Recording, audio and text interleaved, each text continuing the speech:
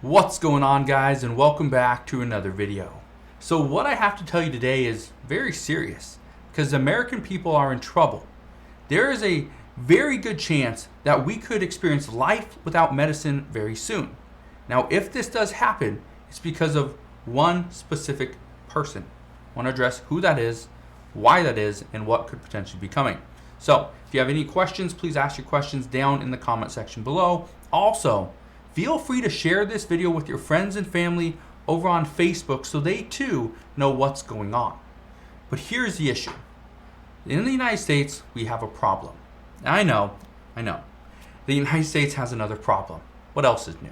Well, seriously, this is shocking because we are in serious trouble if we don't make some changes immediately. And we've been told this for years, decades. Okay? We've been told this for a while that we have to make some changes, but we haven't done so. Well, here's the problem. According to recent reports, the United States is in serious trouble due to our dependency on other countries for medications and active pharmaceutical ingredients, or APIs. Now, it was reported a few years back that the United States imports about 97% of our medicine from China. 97%, almost 100% of all medicine is coming from China. However, that statement is not necessarily true, and I want to address what the truth is. Now, due to these increased tensions with China recently, we haven't gotten a very clear answer as to, especially over the past 2 years, as to how much we really import. But I did my research and I found some shocking numbers. Let's listen to these numbers because, again, this is scary. First, the United States is heavily reliant on China for certain products. For instance, as recently as 2020, China accounted for 95%. Yeah, 95% of all U.S. imports of ibuprofen. And let me ask you this. Do any of you take ibuprofen? My guess is you do. If you have a headache, you probably take it.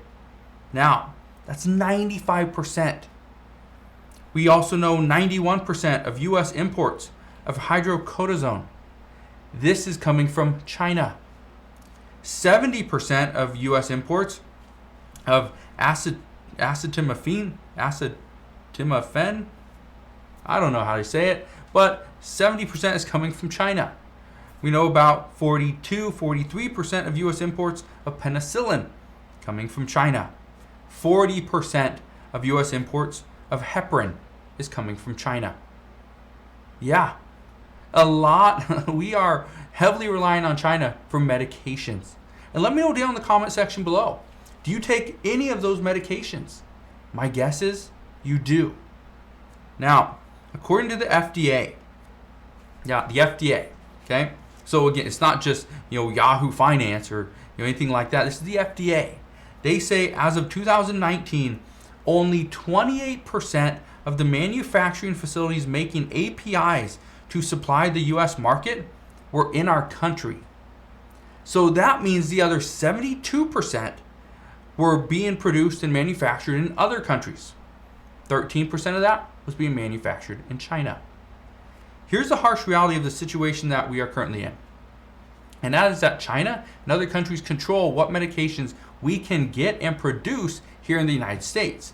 And you're probably thinking, well, we can produce more stuff here in the United States. No big deal. It is a big deal because we need the APIs. If we don't have that, we cannot produce the medications that we need. Now, an even bigger issue is that the United States has almost no capacity to manufacture antibiotics at the moment. And do you see any bills coming out to increase manufacturing for antibiotics? No. It's all about chips. It's all about electric vehicles. That's what we're hearing, not about medications. And it is due to the fact that China controls roughly 90% of the global supplies needed to make the general antibiotics to treat these things.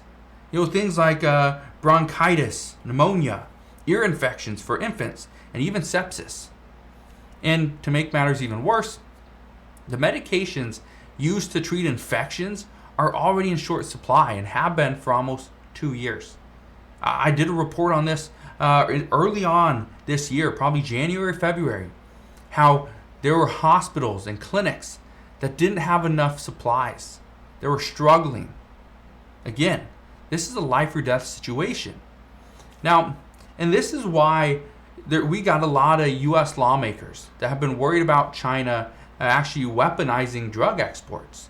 And with the recent tensions building up due to Nancy Pelosi visiting Taiwan, this is only making matters worse, because Nancy Pelosi visited Taiwan and she had expectations to visit back in, I believe it was April of this year. Well, she essentially pushed that back due to COVID. Well, then China came out and said, no, you should not visit. And they were warning Nancy Pelosi and the U.S. government that, no, keep her away. Well, the United States didn't want to look weak, so they sent Nancy Pelosi. Okay. China doesn't want to look weak, so what do? They send missiles into the Taiwan Strait, all around Taiwan, just to show their power. Well, again, it just makes things worse.